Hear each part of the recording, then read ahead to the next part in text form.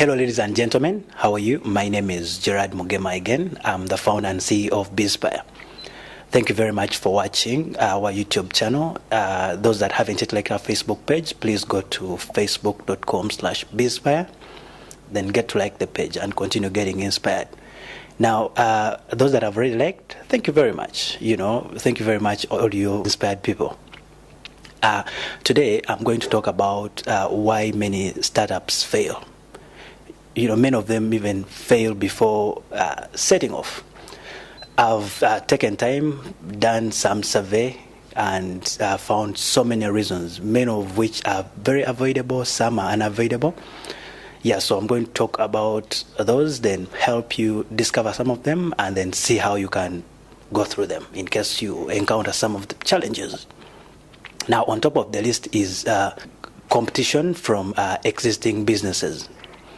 Now, for any business, there's always a business that one looks at, then tries to start a business that is similar to that. It's very hard in this 21st century to start something that hasn't been done at all. Okay? So now, when an entrepreneur starts a business, there's always very steep competition from businesses that are already running. And now, having competition is not a problem. The problem is these new entrants into the market are not ready and willing to work very hard to try and beat the competition from the other businesses. And then these existing businesses are also working very hard to make sure these new entrants don't get into the market. So that kind of competition is what makes some of these startups stay down below the ground. So if you have a startup that you're planning or that you've already started on, please make sure you work so hard to try and beat competition from these existing businesses. Otherwise, you're going to remain underground forever. Number two is the team that this startup doesn't really have what it takes to propel the business into success. When I talk about the team, I mean the people that produce the product, those that market it, then those that go out and actually sell it should really have what it takes. The team should understand the product, the team should be part and parcel of the business, and they should really understand the vision and where the business owner actually wants the business to go. So if the marketing team has something lacking, they say a chain is only as strong as its weakest link. If there's a mishap somewhere in the team, the product that gets out into the market will also be a mediocre product. So please, the team that makes up the startup is also very important. If you're an entrepreneur, please make sure that you bring together a team of people that understand your product, people that understand your goal, and people that are going to help your business get propelled into success. Now, thirdly, is most of these young entrepreneurs have very small and unscalable ideas. When I talk about unscalable ideas, let me give you an example. If you had an idea of, say, starting a business that does rafting, say, on the Nile, well, you can make money off that, but then imagine somebody else who starts a business, say, that does paper bags, that are used to carry things, say, out of a supermarket. The person that does paper bags, that kind of idea is very scalable because it can apply to, it can appeal to a very wide market. If you did rafting, fine, you can make money, but then it's only going to appeal to people that are very much interested in, those that are interested in rafting, swimming, and stuff like that. And it's also limited to a certain geographical area. So if you have a business idea, a startup that you're thinking about, please try to, I know you might be having very many ideas and you're still confused which one you should go for first. So that is one of the things that you should really think about. The idea should be scalable in that it appeals to a wide market. Fourthly, the other challenge that, problem that makes most of these startups remain underground forever is they don't do, the owners, the entrepreneurs don't do enough competition research. Now, I talk about competition research, I mean trying to find out the kind of competitors you have, how they operate, the geographical areas they cover, and everything related to your competition. So most of these entrepreneurs end up getting surprised when they actually start doing the business, end up getting surprised by the amount of competition there is, the strength of their competitors. And this not only really slows down the pace at which they had planned to run into the market, it also actually makes them lose morale. They end up not working the way they had initially planned to, just because after realizing how big the kind of competition they are facing is. So please do enough market research, be prepared, and know the kind of market you're going into and the kind of competitors you're going to be encountering in the market. Number 5 is many of these young entrepreneurs don't have mentors. Now, the issue of mentors is a very important one in entrepreneurship.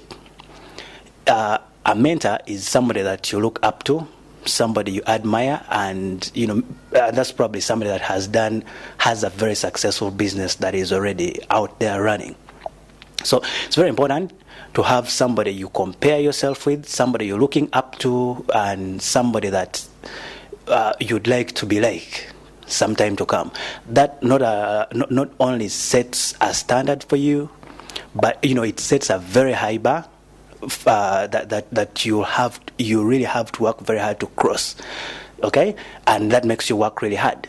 Now, if you're choosing a mentor, if you don't already have one, try to look for somebody that is already up there, somebody that is in a field that is you exactly going into, like the kind of business you're going into, or a business that is related. Then if you know of one that you can even meet and talk to, well and good, tell them about your business, tell them what you want to do, and let them be there to guide you. Let them help guide you on what to do and what not to do, because they've gone through everything you're going through right now. Okay, so make sure you get a mentor if you don't have one, because many businesses have failed just because they don't have mentors that guide them or those that they look up to. Number 6, many of these startups don't have very good marketing strategies. They try to do the marketing, but in the end they either don't do enough marketing or they market to the wrong people. When I talk about marketing to the wrong people, I talk about marketing people that won't actually buy your product. Like, for example, one of the ways you can do good marketing is use Facebook advertising. Now, Facebook advertises in such a way that they try to reach out to clients that will actually buy from you. Like, for example, if you're selling toys, kids' toys, you can do an advert on Facebook where you only target people that have children. So that's called target advertising. Now, many of these startup entrepreneurs don't do target marketing. They tend to market to everyone. And every time you market to everyone, you end up wasting, a lot of resources trying to reach everybody, and then your time. And in business, time is money. So now when you're doing your marketing, try to market to people that will actually buy your product. You might use a lot more resources, but it's better because in the end, you'll have the conversion rate is going to be a little higher than what you'd have if you marketed to everybody. So target marketing is very important for startups.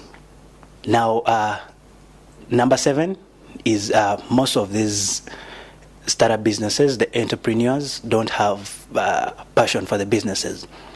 The mistake that many young people make, many startup entrepreneurs make, is they go into these businesses not because they love the kind of business they're going into.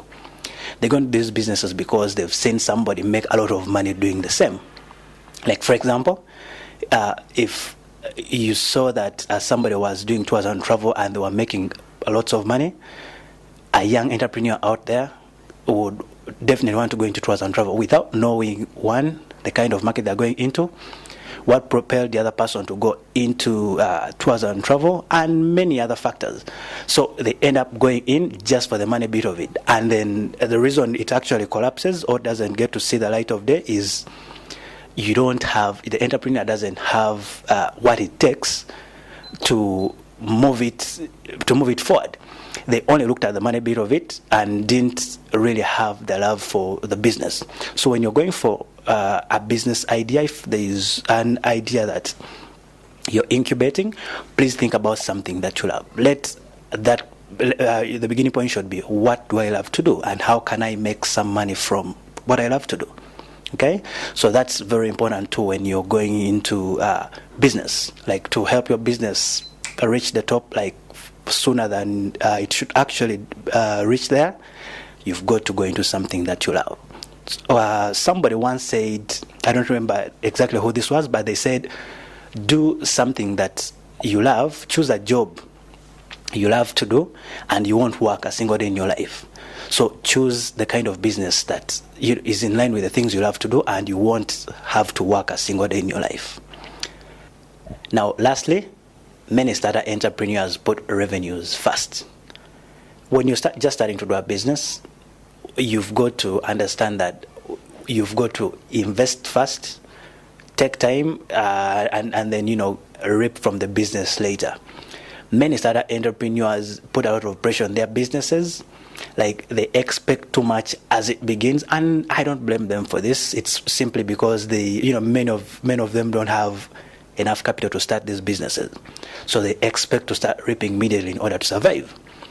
But then, as you go out to start a business, like if you don't really want to collapse almost as soon as you start, please have enough backup money.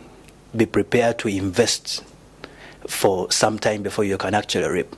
So once you do that, when you do that, you're able to watch the market trends, see how to position and reposition yourself, study your competition and see how to beat it. And that can only happen when you have enough resources to support you as you strategize. So yes, once you do all that, your business won't stay underground for so long. It will reach the top sooner than you actually thought it would. Thank you very much for watching BizSpire. Please continue getting inspired. Bye.